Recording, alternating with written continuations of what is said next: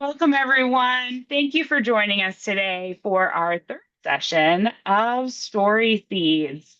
For those of you who haven't had a chance to join us for the previous two sessions, this is our month-long series focused on Megan Lovely's latest book, Story Seeds, Growing Home at the Farmer's Market, which combines personal memoir and scholarship with more than 200 stories, interviews, and photographs gathered um, over the course of 4 years from the 32nd Street Farmers Market in Baltimore, Maryland. For those of you that have been able to join us for the previous two sessions, you know that today we are in for a real treat because we not only do we have Megan here, but we have her husband, Mike Cabelliers. And I know I am not fortunate enough to be able to pronounce his name properly because I cannot roll my tongue in that beautiful Spanish way, but we're so glad that he is here to join us today. Mike has a wonderful passion for gathering and serving people, which he activates best as a food service professional and freelance photographer. He specializes also in small business startups. His photography is influenced by the wisdom of his mother, who happens to be on our call today, who told him, Your eyes eat first. And I will say, my eyes definitely eat first. You also know that for those of you who've been with us for the last couple of weeks, you know that this session is one that I have really been excited for. As today we explore those best practices that were learned while incorporating community voice into public scholarship. We're going to talk about transparency, gathering contact information, how we can go through those public review periods. So pretty much all those really nerdy things that we can really do well through engaged scholarship, but can sometimes trip us up. So again, you did not come here to hear me yammer on for sure. You came to hear Megan and her husband Mike today talk to us. So without further ado, I'm going to turn it over to Megan Lovely and Mike Cabelliers. I think I got a little closer that time.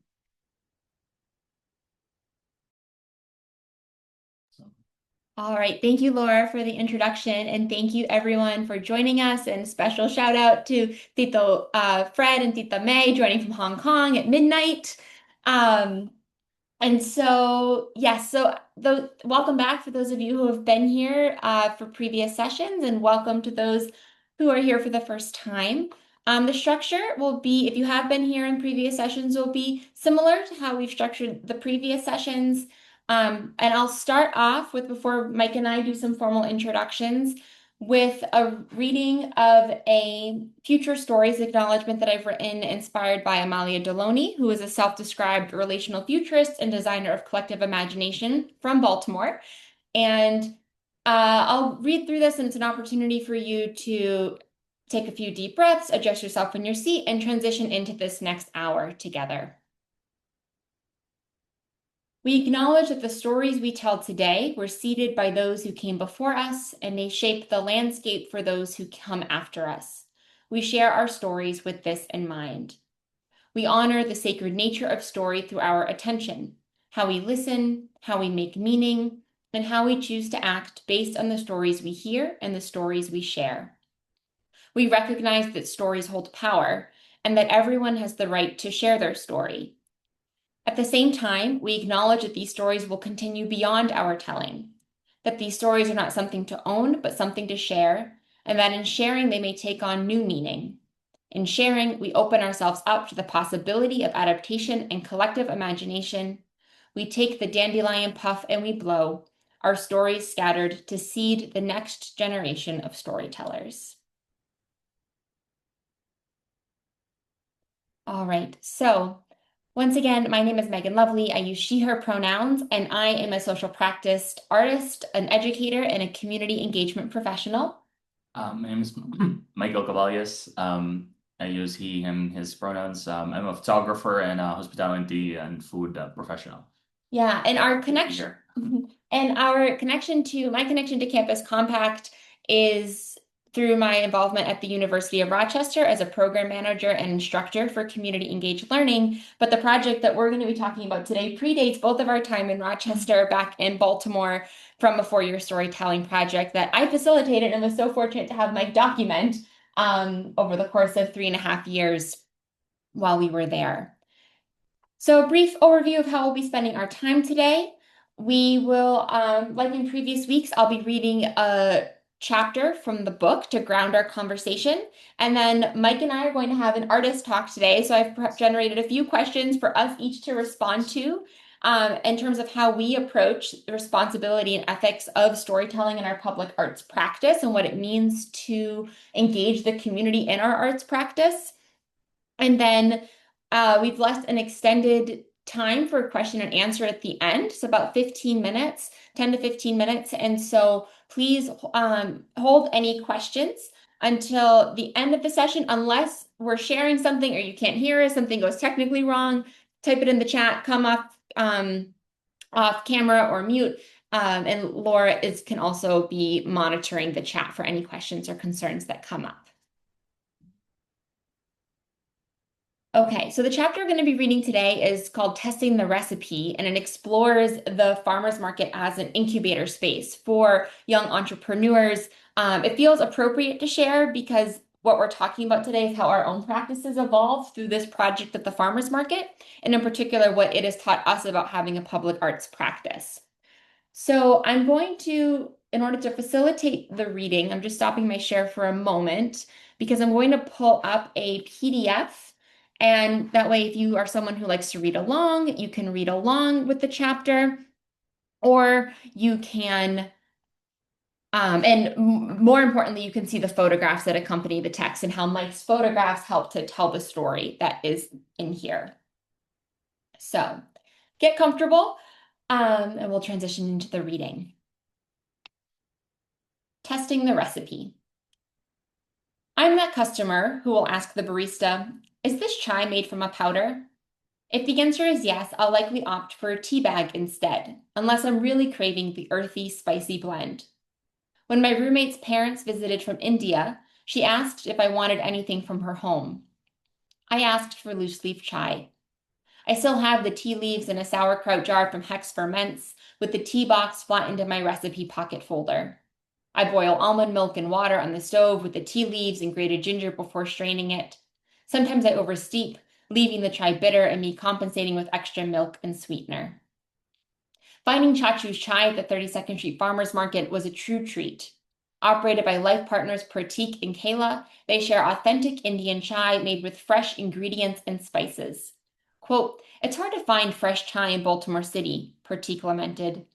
You can find stands serving fresh chai at every street corner back home in India. The kind that you get in cafes here is made with concentrate and sugary syrup. We wanted to try it out and share the traditional experience of having fresh chai made with fresh ingredients and spices. Quote, the 32nd Street Farmers Market is like an incubator. We've been able to get a feel for it at a pretty good startup cost, said Kayla, end quote. The reactions have been overwhelmingly positive and beyond our expectations, Pratik said, encouraging them to expand to a second location near the Johns Hopkins Homewood campus during the week. A lot of their customers are Hopkins students, which he says is on par with chai's popularity back in India. Quote, even back home, chai is mostly popular among students because students always need caffeine, end quote. Chachu's chai has also become a staple amongst other vendors and customers at the market who are looking for alternative caffeine boosts. It's chai that Neil requested when I interviewed him about his 655th time at the market. I gladly obliged, mesmerized by the ceremonious pouring of the tea. Quote, we tested several kettles with the pouring, like, okay, we don't like that pour, let's try a different kettle. Okay, this is the perfect pour, Kayla explained. Quote, we were first looking to get a pot that is reminiscent of what's used in India on street corners. It was hard to find that exact kind, which is NSF, National Sanitation Foundation certified, and which is what the regulations require. So after a lot of research, we found these kettles, Pratik added. Having obsessed over finding a pot with character for my graduate thesis performance, I appreciated their efforts to find a kettle that was not only functional, but performative. Even within their 10 by 10 square footage, they were carving out ambiance, recognizing that they were selling not only tea, but an experience. Akash Gosai from Yume Koya is explicit about this. Yume Koya, which translates to Dream Hut, is inspired by Yume wo Katare in Boston, a ramen shop where Akash learned to make ramen, and the Japanese yatai, a shop stand. As he describes in his Instagram bio, quote, "With Yume Koya, my dream is to serve high-quality food and create an environment where my customers can think about and maybe share their dream," end quote. When you purchase a bowl of ramen, you're asked to write your dream on a sticky note, which he displays on a sandwich board. As Akash writes, quote, "I chose to use Yume in my name because of the positive vibes and impact dream sharing has on the community," end quote. There's something contagious about a dream, especially in an environment like the 32nd Street Farmers Market. You want to be a part of it. Quote, "At other markets, sometimes people will avoid eye contact with you. But at the 32nd Street Farmers Market, most people will at least ask, 'How are you doing? Glad you're out here.' Whether or not they stop to buy my art or even look. That's what you want from a farmer's market. You just feel welcomed," said Bailey O'Malley, whose art practice Animals by Bailey has evolved through her relationships with customers. Quote, "I didn't even have my own table when I started. I was borrowing a friend's table and a friend's canopy. I think that's the whole point of a community market, is that people step in to have you be part of it," she told me. The first piece of art Bailey ever sold was at the market. It was a portrait of her cat, Bones.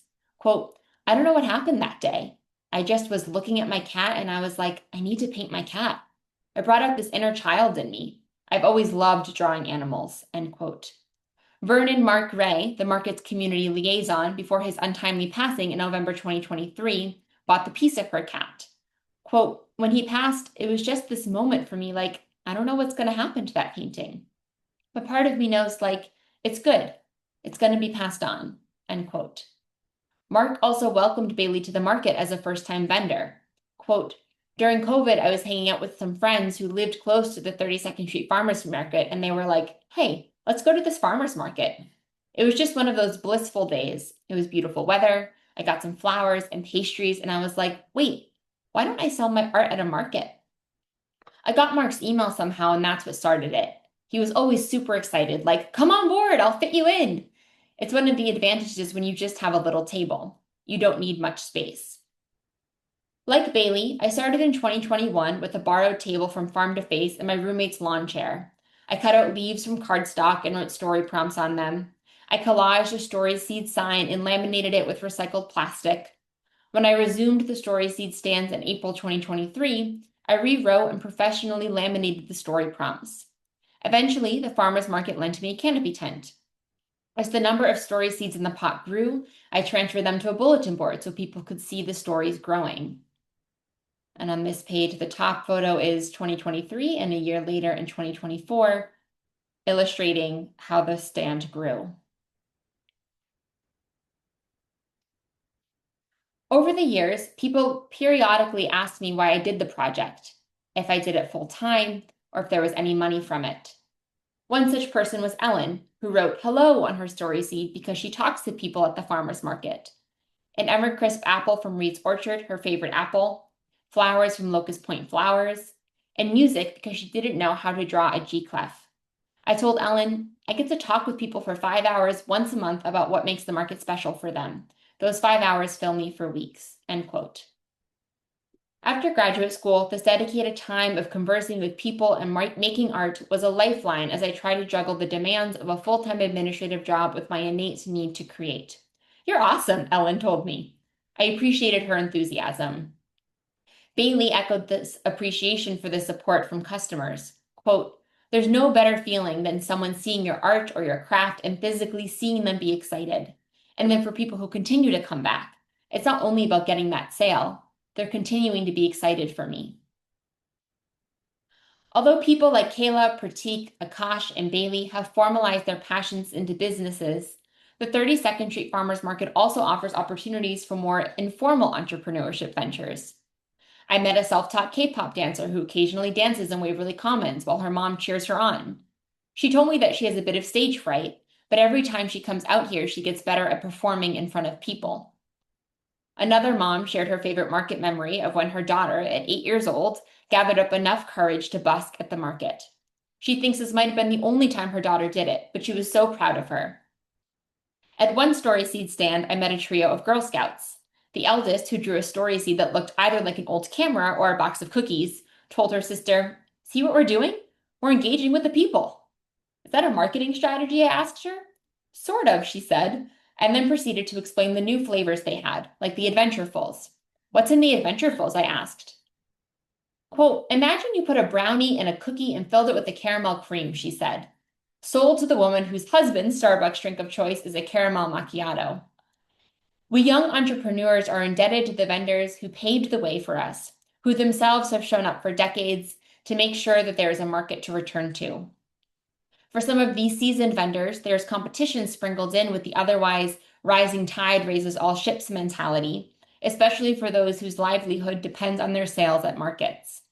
My reasons for being at the market were different from those who depend on it for health insurance, rent, and school tuition. Akin to Yume Koya, I was investing in the impact that story sharing has on the community. The story market that I created for my graduate thesis replaced the monetary exchange between vendors and community members with stories. This was based on the premise that stories encourage investment in our communities and that there are alternative forms of currency in a capitalist society. As Ray Oldenburg writes about the value of third places, quote, "The development of an informal public life depends on people finding and enjoying one another outside the cash nexus," end quote. There's precedent for this. The American Festival Project, a national coalition of artists dedicated to partnering with local communities to shift the local and national dialogue around issues of oppression, offers some insight. Michael Hunt, former director of the AFP, described the goal of AFP as follows, quote, "To provide tools and facilitate local expertise in the development of a welcoming, thoughtful, and imaginative community life," end quote. Story circles, a storytelling process developed by civil rights activist and artist John O'Neill, were key to the success of the AFP and essential in creating lasting change. In a storytelling workshop series that I facilitated as part of my thesis development, 5 of the 6 participants said they thought about community more often after the workshops. Lakeisha Fairby, a Baltimore native who participated in the workshops, said, quote, "It amazes me the strong community we have built together over the past 4 workshops. I felt at home in your new home, even though this has been home for me all my life," end quote. By temporarily removing the monetary exchange, the story market created space for intentional conversation for local growers and makers to share the inspiration behind their products and to learn more about the people who take their creations home. It fostered relationship building, encouraging community members and vendors alike to reflect on their interdependence and mutually invest in each other. A business can't survive without the consistent support of customers. As customers, our cravings develop based on who shows up at the market each week.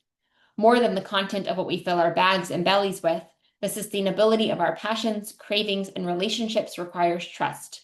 Trust that we will each keep showing up. The stable presence of the 32nd Street Farmers Market year-round creates the container for showing up. It's there, so the vendors are there, so we are there. Like a recipe, community is always shifting based on the ingredients, when and where we're gathered, who we're with, and why we're here.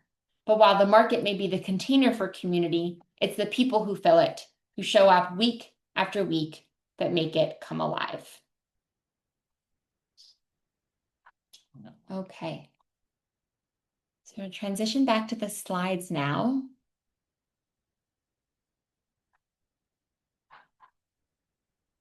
So, Mike, as you and I were reviewing this morning for this afternoon session, I was reading this chapter about perhaps that we would be using to ground our conversation.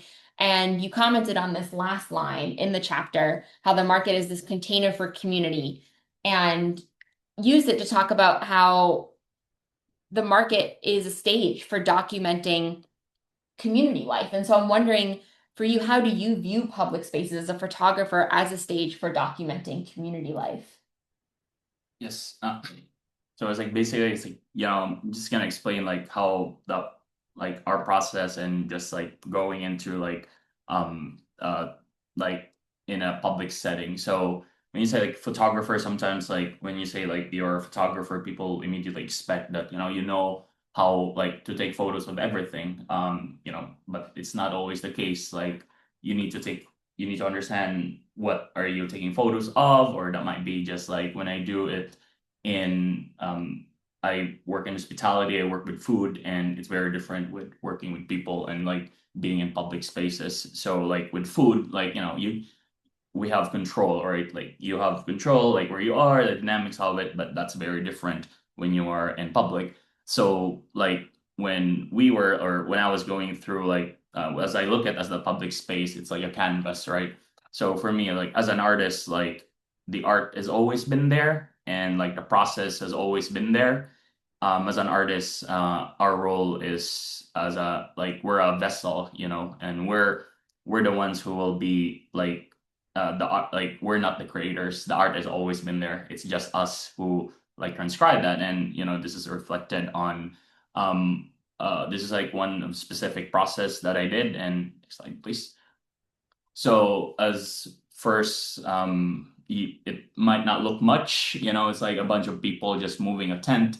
But my creative process on this, like, so in the Philippines, there's a concept called bayanihan, and literally translate to like, when you move a house, like literally, like people move your house and go on the next slide, boom. So that's literally how people move houses before, and I think some of them move like same like as this now. And just like for me when I was walking around, like compared to food, I did not if you go on the slide, I did not, yeah, so I did not tell them like, hey guys, like move this, move that. Like this is a moment like that happened. I was just walking around, and then one of the guys like, hey, can you help me move this here? And then other guys, yeah, I can help you out. And then boom, boom, boom, next thing I know, I was like, oh wow, this is like a reflection of like the bayanihan in the Philippines.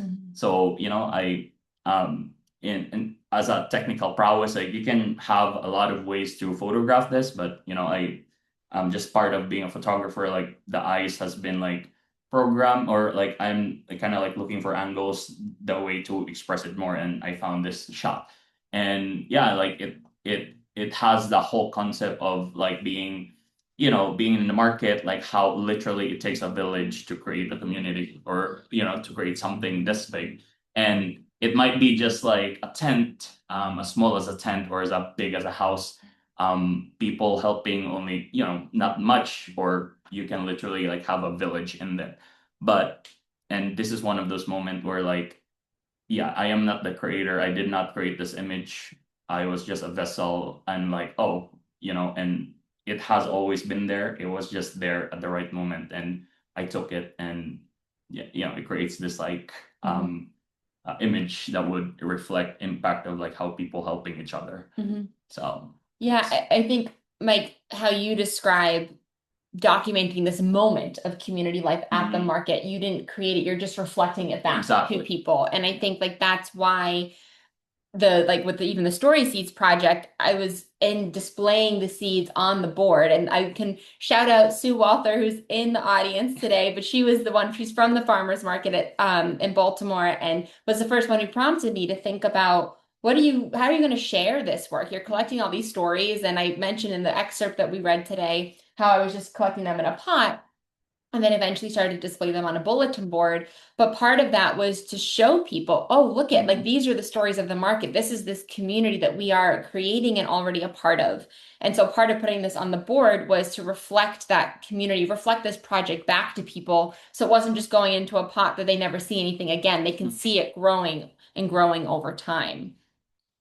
So, Mike, my next question for you is, what is unique about photographing in public as compared to in a private studio, and in particular as this relates to ethics and responsibility as an artist, and particularly a public artist? Yeah, so like just going back and like not being like when you're compare like in studio, or like when you're outdoor, like it goes to control. And with that, like as humans as well, we're obsessed with control. And I think that's one of the things that we have to kind of like let go and just like be what it is. Like for example, like when I take a photograph, or like when I go there, like the unique thing about it is like it's not transactional. It's like both like it needs to be conversational, or like it needs to be like a two-way stream. So like sharing your intention like in photographing, not just like going there and then just like like carrying that responsibility and talking about like stories, right? So for example, like this a kid like, oh, I'm just like giving out the um having the responsibility of taking that story or like taking this photo, that even though like, oh, I took this photo, I cannot just like, oh, look at this photo like I took, like, like I need to like give like you as a artist are taking this and have the responsibility, because a photo can, oh, it's just a picture, but like sometimes like like great moments in history has changed by just one photo. And the saying like,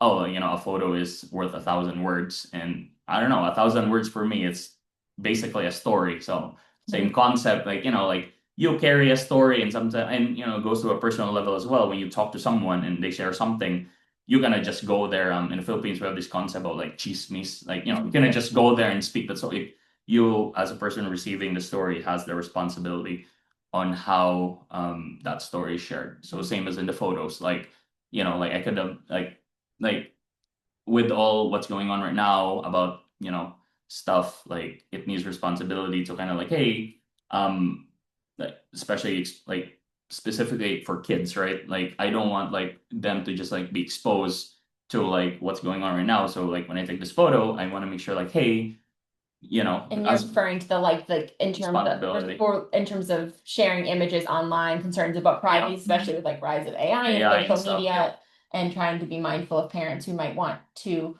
protect their kids and minimize their kids' online presence. Exactly. And then like there's this concept that, the public market is from the word public, like some like when you say public market, like people just have this concept. It's like, oh, it's so nice there, like perfect weather, going there, buy this like stuff. But some people actually just go to the market, buy stuff, and then leave. And that's part of like the ecosystem of it. And you can just like take a photo, and then it's like, hey, can you just delete that? It's like, no, no, no, this is like a private, like, this is like a like I cannot force them to be participate into this project if they just want to buy something. So having that, it's their photos, it's their story. If they don't want it, like And it's this not worth. mom Yeah, interacted with you to create this definitely. photo. This is not just like a stolen shot. And I was like, oh, this is a great opportunity. And I was like, hey, do you mind if take a photo, and then like I show it to them, like let me know if this works. If not, like I'll delete it in front of you. So that is the impact of like responsibility of like taking other people's store like photos and hence stories. So it just doesn't end like after you take a photo, like you still have that responsibility of carrying it. So Yeah, I like what you're talking about, that responsibility of like you capture the moment, but then it's the what you do with it. So it's not just a one-time it's where it's not just a one-time transaction, it's an ongoing relationship that requires dialogue when you're working with anyone beyond your own imagination to be able to create work. And when you're working with people out in public, part of why the story seeds, the format of it, so these little wooden pendants, when I started displaying them on the board, there's a world in which I could hot glue those to the bulletin board, and it would make transportation a lot easier when I'm bringing them to public markets. But I've intentionally chosen to just keep them push pinned, and so they always have the opportunity to be taken out, because I want the opportunity to give the stories back to people at some point. And this happened in this photograph. These photos are from my friend and artist, Bailey O'Malley, who's quoted in the chapter that we read today.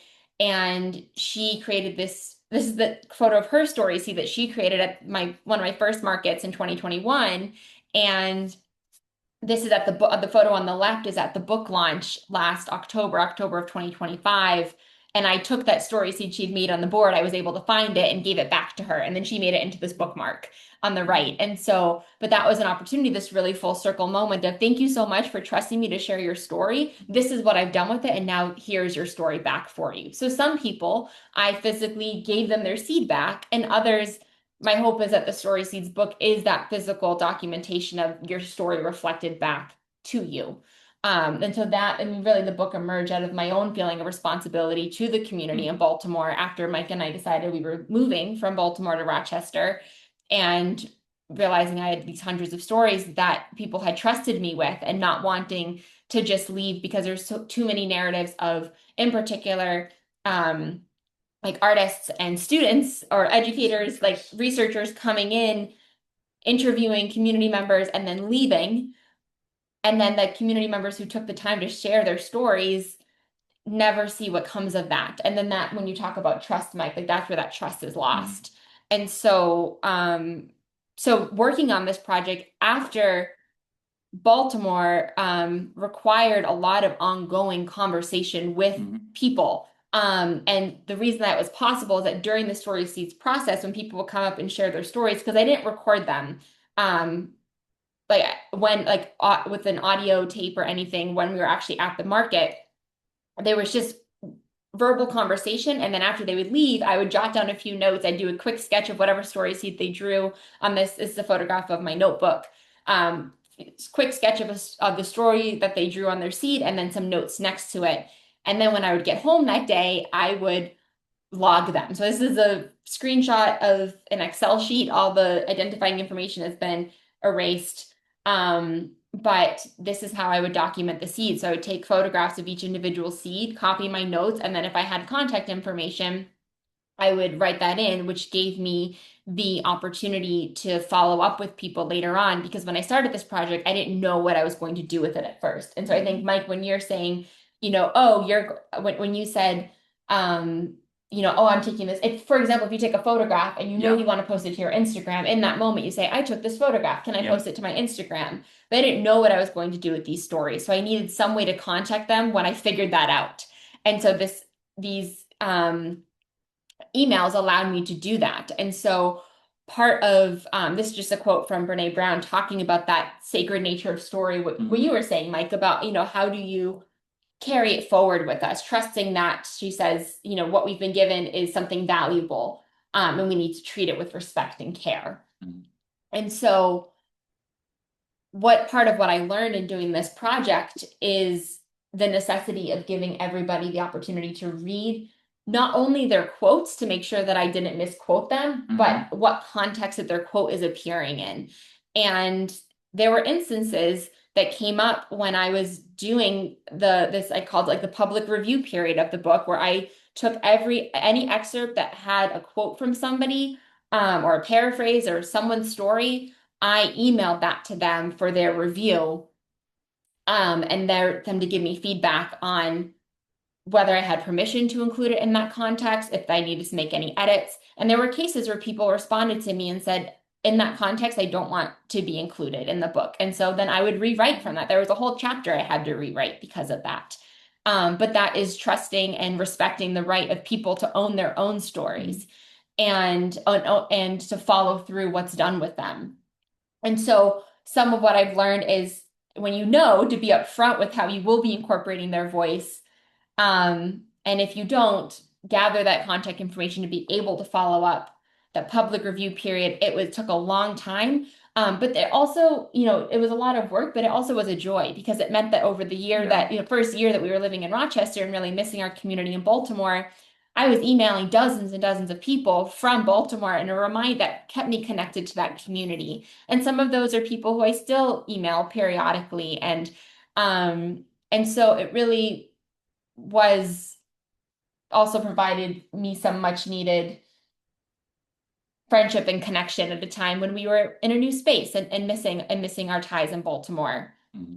And then the last one I wrote was citations. And that's something that came up. I talk with this about my students in Intro to Community Engaged Scholarship about how to cite community members in scholarship, because so often when we write papers, we're privileging the published academic articles and the things that appear in print and anything that has a professional title or publication.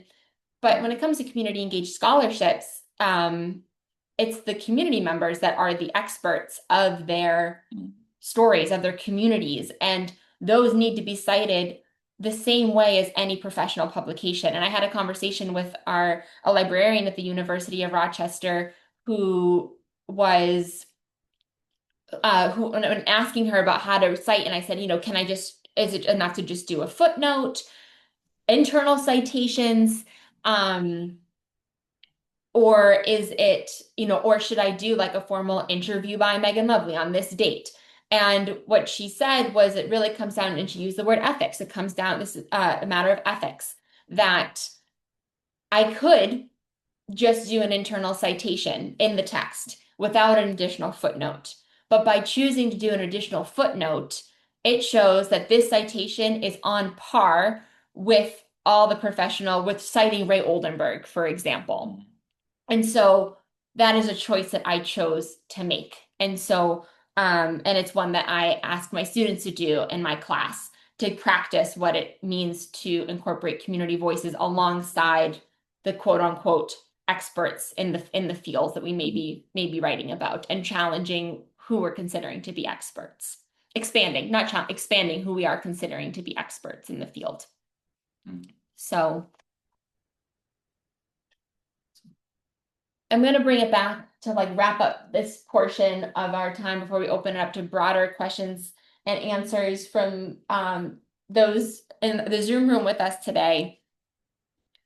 Drawing it to this quote from Bailey. So often when we talk about ethics and responsibility, it can feel really heavy. For me, I know it creates this fear of, oh my gosh, I'm going to mess it up. I'm going to make a mistake. But there's also joy. There's so much joy in having a public practice, whether that is scholarship or art or anything that you are doing where you're able to receive feedback in real time from people. And this quote, I think Bailey really echoes it when she says, there's no better feeling than seeing someone see your art or your craft and physically seeing them be excited. And then for people to continue to come back. It's not only about getting that sale, they're continuing to be excited for me. And what she's talking about is that ongoing relationship. So for you, Mike, what is a moment of joy from your own practice that affirmed the value of doing this public arts work? Yeah, it's like that's a really good like topic in there, like going to this like responsibility, because like sometimes like the word responsibility, like sometimes people like take it for granted, and but sometimes like people get overwhelmed with it. It's like just from a professional perspective, I work I work in hospitality, so that means I work in teams, I lead teams, and sometimes like, okay, like if your team mess up, then yeah, it's not your fault that he messed up, but it's still your responsibility. So it's really hard to kind of like justify, like, okay, why is it my responsibility? So and really hammering that responsibility, like getting like from the stories and whatnot, like I know it can be heavy. So part of me is like doing this is like the feeling good of doing it. It's like if someone feels good, or like people do good stuff when they feel good doing it. Like I know it's kind of like funny and so simple, but there is truth to it. Like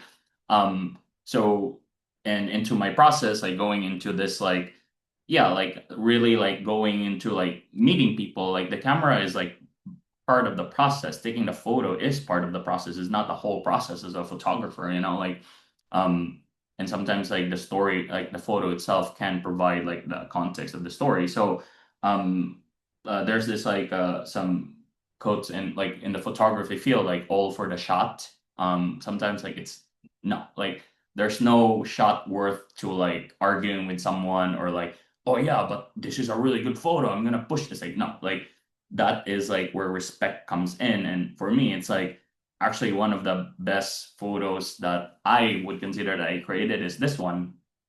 So there you go. So I know it's kind of like cheesy, but like some of the best photos that I've created is actually the ones that I did not took.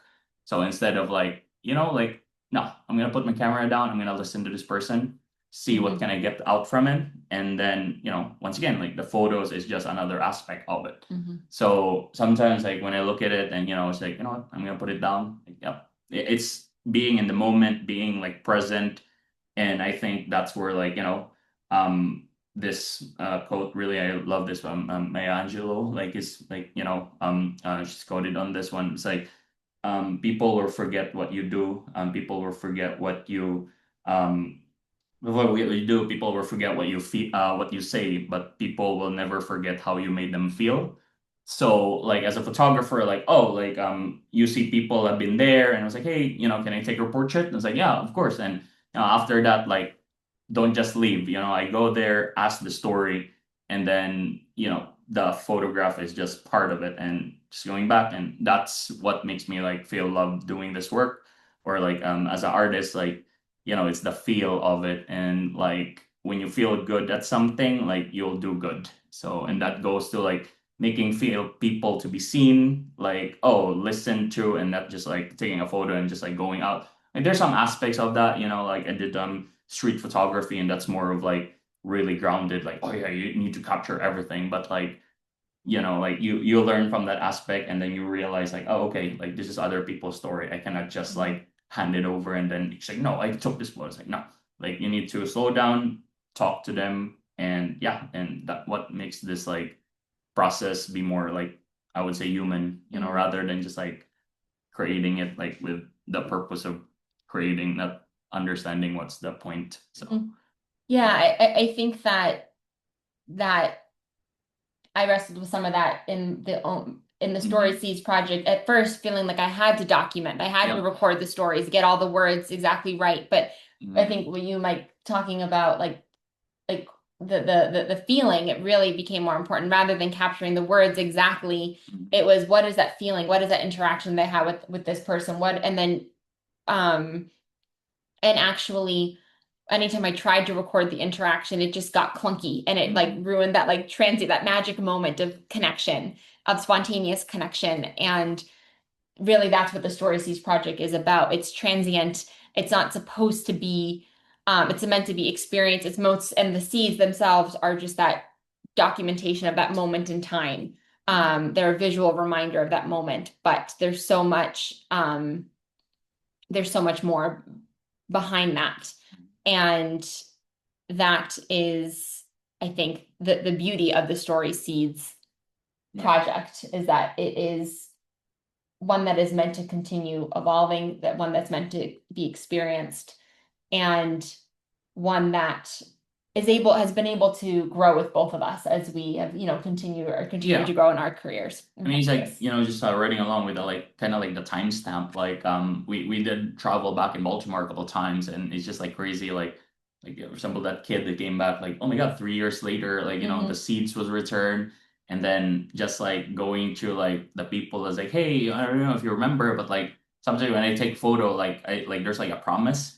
And it's like, hey, like, I took a photo, and then they haven't brought back, but like like when we got back there, like we gave it to one of the vendors, and it was like fully framed and all that. And it was like, wow. And then, just going back, like, it's a feeling universe. So like it's about like that feeling that we feel, that why we do stuff. And yeah, and that extends to like gathering, like, why people go there. It's because like, oh, like they want to feel good going to the market instead of just shopping, so yeah, that kind of like rolls into that as one. So yeah. Alrighty. Well, we're going to open up for some general question and answer. We have about 15 minutes left. So I'm going to stop sharing the screen for now so we can see the gallery view, see who's here with us. And feel free to drop a question in the chat or come off mute or raise your hand, whatever works best for you. I see there's a few great comments in the chat from, I'm sorry if I'm pronouncing your name wrong, Urmi. Do you want to come off mute? Do you want to and share what you wrote in the chat? Yes. Hi. Hi. Can you pronounce your name for me, please? Urmi. Urmi. Thank you. Yeah. Thank you. So, when I'm teaching undergrads, I know that there is a big barrier we are facing students where they are forever somewhere else. And I think taking this approach will infuse new life into what scholarship means, because they also need to learn how to be fully present. Everything that you were sharing was a prime example of how to be fully present. And really, I don't understand how we can practice public health given the current environments that we are in without that power of full presence anywhere we go. And everything we've known is also shifting, right? Our organizations, our structures of how we create public health infrastructure is also shifting. So what the Story Seeds gives a really good way of how do you evolve your sense making of what is, not what was.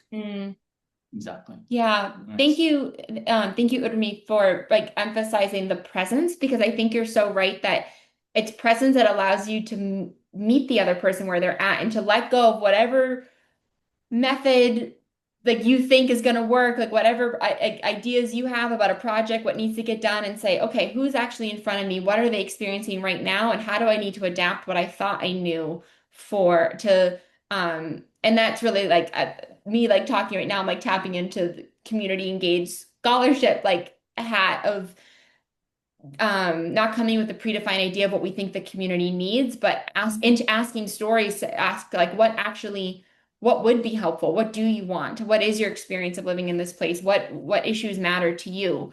And I think that from the I mean, the book, like the themes of the book emerged from all the stories that I gathered. Like that spreadsheet, I coded like, every story. Like after I started, had hundreds of stories, I started to see common themes. I coded them.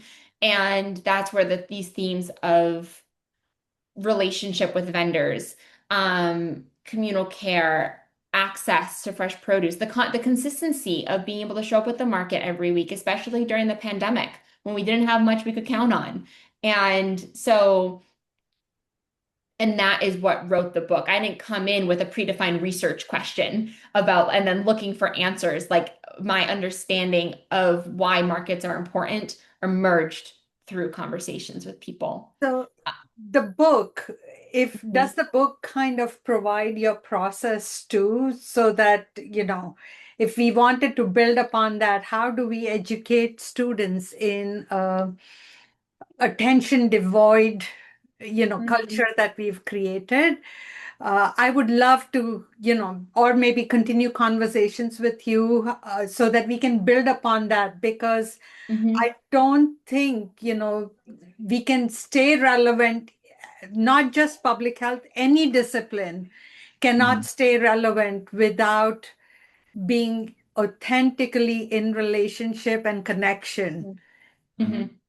Yeah, Urmi, I would love to continue the conversation with you. I think I shared my email at the end of the last session. I can Yes, share it I again. have it. Okay, so yeah, please send me a follow-up. Would love to talk about how it specifically relates to the public health field. Yeah, thank you. And thank you, Aloha. I see in the chat you said allowing community members to be the experts of their community. Thank you for amplifying that.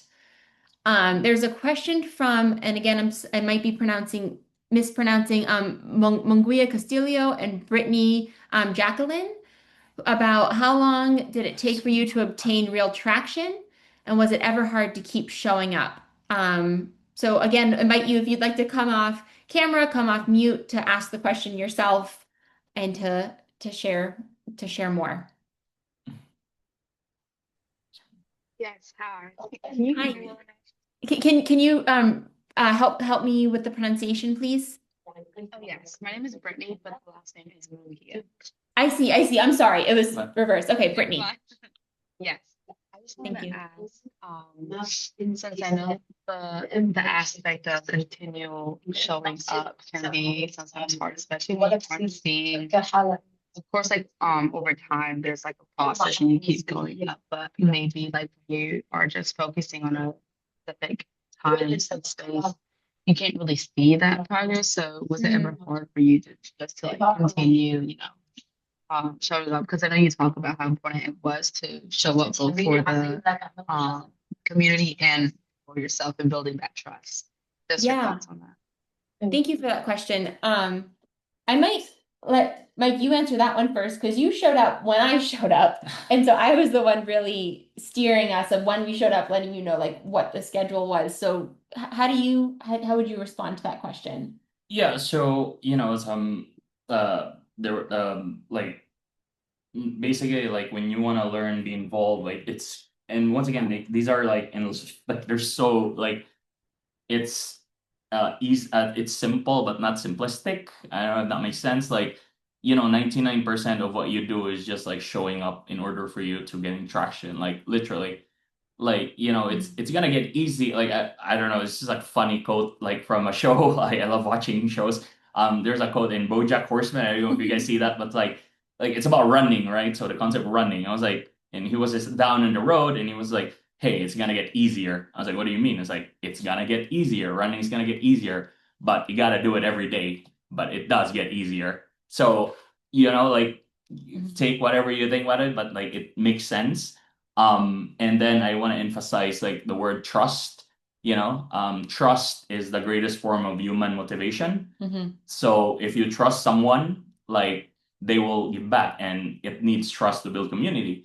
And also like it's like it takes like small, like the public market, like because sometimes like just going writing off like discuss about the public camp, but with Urmi, like because we're always looking how do we change how like the laws, and how do we change all of this, like we don't need to go that, like we can start small, we can start our community, like and one so we live in Rochester right now, and there was a festival a couple weeks ago in Cobbs Hill, right? So this neighborhood turned into like a neighborhood festival, but it started with like a few people out one block. They started like, you know what, we're gonna close this block, and we're gonna pull out everyone here and just have a party. We're gonna close the street, that's it. Years later, it grew, it grew, it grew, and it became a festival. And it started there, right? And it goes like as we just connecting with the book as a seed, right? Start small and then you expand from there. And yeah, I mean, it's gonna get easy, but like it's the showing up that's gonna be hard, but it does get easier. So if you just like show up and trust that people will show up, then like the community will thrive. So Yeah, I think for me it was easier to show up at the market because there's so much immediate like enthusiasm and feedback, and like and so it was always affirming when I would be there, and it was on my calendar, and things are easier when it's on my calendar, and I've told someone else I'm going to be there. I think what was harder throughout the Story Seeds project was during the book writing and showing up every Saturday at my local bookstore to write the book. And that what kept me going in that was these emails that I was sending back and forth with people, knowing that in order to do right by their stories and meet the deadline of my publisher, it meant that I couldn't cram and finish a draft the day before my publisher needed it. I needed to be done weeks before so that my people who I interviewed had time to read what I wrote, provide me feedback, and me to meaningfully incorporate that feedback and make changes. So that's what inspired me to keep showing up for the work and in writing the book, was because it wasn't just this passion project that I had. It was, I told all these other people what I was going to do with their stories now, and I didn't want to let them down. And I felt a deep responsibility to do right by their stories. Yeah, thank you so much. That definitely, puts things into perspective. I love the seed analogy where you start small and you keep on going until it grows. And I mean, you're right. I think having the community as that accountability for you, I think that it just brings them more into the process. So it's just like a whole, thank you. Yeah. Yeah. Thank you for the question, Brittany. I think we have time for one more if anyone wants to ask a final question.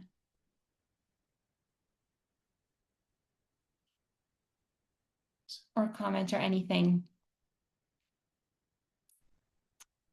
I see there's some stuff in the chat about citations, so feel free to send me an email. I can send you like materials of what I've shared with students.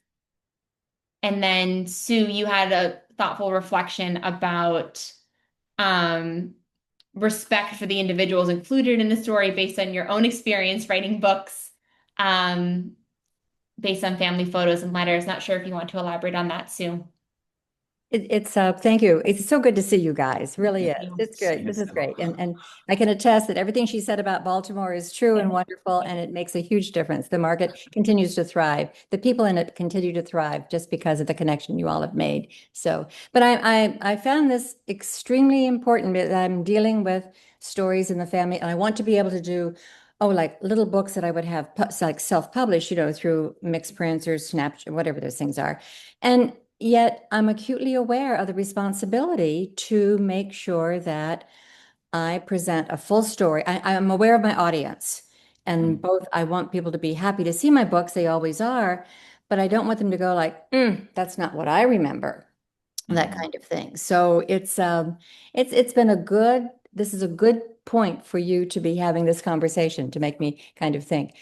Do I send everything out to them first to have them review it? Or do I make it a very personal kind of book that says up front, these are my recollections, So this is a different point of view that I'm taking. So thank you. This is good. Yeah. I don't know where I will be, but I will let you know. So Thanks, Sue. Yeah, Uh-huh. I think having that caveat, that note, and I include that in the intro to the book of like one of the hardest parts of writing this book was wrestling with some of the stories that aren't here and recognize that this is ultimately my weaving together, my meaning making of all the stories that were shared. And so, and having to stand by that sometimes too. Like if people were like, I want my story told this way, and say, with the other stories that I have, I need to integrate it. And then them not wanting to integrate it. And so saying, Right. well, then like, I think your story needs to stand on its own and it deserves its own platform and its own, and so, but ultimately this is my telling of this story. And so I'm very explicit in the book that this is my experience of 3.5 years at the Baltimore Farmers Market over the course of select Saturdays based on the stories I encountered and the people I met. Like it is not a full narrative. The market certainly has complexities in terms of people's own experiences and the degree to which they feel like they are welcomed and feel like they are like have a sense of belonging there. And so I do my best to narrate those complexities and at least address them. But within the scope of the book, I couldn't go into all of them. And so I think that's, when you talk about responsibility, it's recognizing responsibility also comes with tough choices and that there's going to be some people who don't agree with how you tell a story. And that's going to be one of the hardest pieces of this project. But still, it's good to be in the process. Yeah. Thank you, friends. Yeah. Thank you, everybody. I'm going to share my screen just one final time before we close out with an invitation to continue connecting if you want to read more.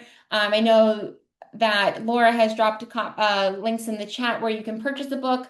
15% of all proceeds are donated to Baltimore-based nonprofits that support the city's local food economy. So far, the book has raised more than $1,150. So you would be investing directly back into community with the purchase of a book. We have one final session in the webinar series next Tuesday, where we'll be talking about growing practices of collective care through our public engaged work. So thank you all again. I will put my email in the chat again for anyone who wasn't here in previous weeks who wants to connect further. If you're interested in connecting with Mike further, you can email me directly and I will pass that on to him. So, but that's the way to address either or both of us. Thank you, Vicki. I personally send out all of them. So I look forward to sending your book, and I sign them too. We both sign them. Well, thank you, Megan. Thank you, Mike. We have been so privileged to have you both here today.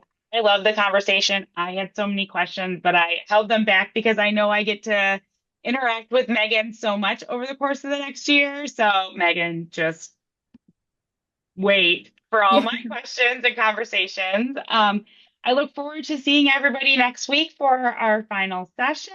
And I can't wait to continue the great conversation we're all having. Thank you so much. And we will see you next time on Story Seeds. Thank you.